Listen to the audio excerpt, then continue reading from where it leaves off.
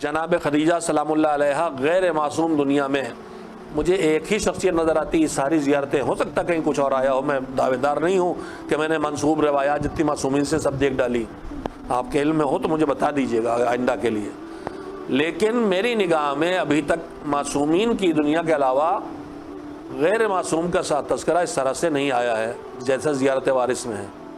بڑے گھر کی عورت کسی غریب گھر میں آتی ہے تو ناز کرتی ہے، نخرے کرتی ہے، مگر خدیجہ بالکل اس طرح اس گھر میں تھی جیسے کوئی کنیز اپنے آقا کے گھر میں ہو۔ حضور دن بھر کی مصیبتوں کے بعد شام کو گھر آتے تھے تو زبان سے دلجوئی کرنے کے ساتھ ساتھ عمل سے بھی دلجوئی تھی کہ ہم جوان جوڑے جو ہیں دنیا میں اس وقت، ہم اپنی اپنی فکر میں ہیں، ایک دوسرے کی فکر میں نہیں ہیں، مگر یہ اللہ نے اس جوڑے کو وجود میں لا کے اعلان کیا کہ ہم ان کے درمیان مودت اور رحمت پیدا کرتے ہیں اور انس پیدا کرتے ہیں۔ تھکا ہوا مرد گھر میں آئے تو حضرت زہرا کی طرح، حضرت خدیجہ کی طرح پہلے اس کو سکون پہنچاؤ، اس کے بعد اپنے مسائل اس کے سامنے رکھو۔ آج ہمارا روش یہ ہو گئی ہے کہ عورت گھر میں بچے ستا رہے ہیں اور مسائل ہیں، گیس نہیں ہے، یہ نہیں ہے، دسیوں مسائل ہے، شوہر نہیں پہنچ پایا تو دروازے ہی سے سنانا شروع کر دیتی ہے۔ یہ نہیں دیکھتی کہ باہر سے کہاں کہاں مصیبتیں اٹھا کے پٹ کے آیا، گرمی سے آیا، پیاسا آیا، بھوکا آیا۔ تو میں یہیں پہ ہاتھ جوڑ کے اپنے جوان بیٹے بیٹیوں سے جو اس وقت لڑے چلے جا رہے ہیں اور گھر توڑے چلے جا رہے ہیں ان سے کہوں گا کچھ خدیجہ سے سیکھو، کچھ پیغمبر سے سیکھو، کچھ علی سے سیکھو، کچھ فاطمہ زہرا سے سیکھو۔ اللہ گھر جوڑنے کو پسند کرتا ہے، گھر توڑنے کو پسند نہیں کرتا ہے، اور توڑنے کا سبب خود غرضی اپنی پوری کرانا، دوسرے کا خیال تم رکھ کے جیو، دوسرا تمہارا خیال رکھ کے جیے گا تو یہ گھر جنت بن جائے گا۔ دیکھیے یہ گھر کتنے قیمتی ہیں،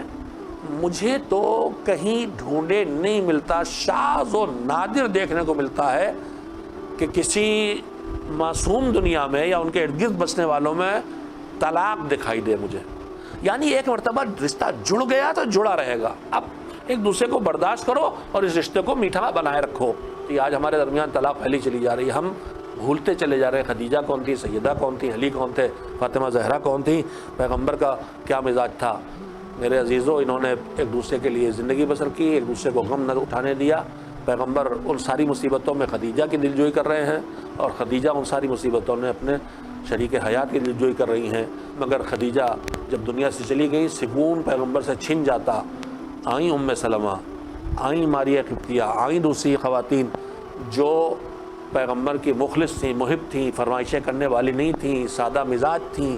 تنگ دستی میں زندگی بسر کرنے والی تھیں، بڑے گھر کے ہونے کا تانا دینے والی نہیں تھیں، اپنی خوبصورتی اور جوانی کا تانا دینے والی نہیں تھیں۔ یہ تانے شوہر کے دل کو، کلیجے کو چھلنی کر دیتے ہیں، چاہے شوہر بیوی کو تانے دے اور چاہے بیوی شوہر کو تانے دے۔ ان تانوں سے ہمیں ایک دوسرے کو بالکل بچنا چاہیے، نہ ہم اپنے بزرگوں کو، اپنی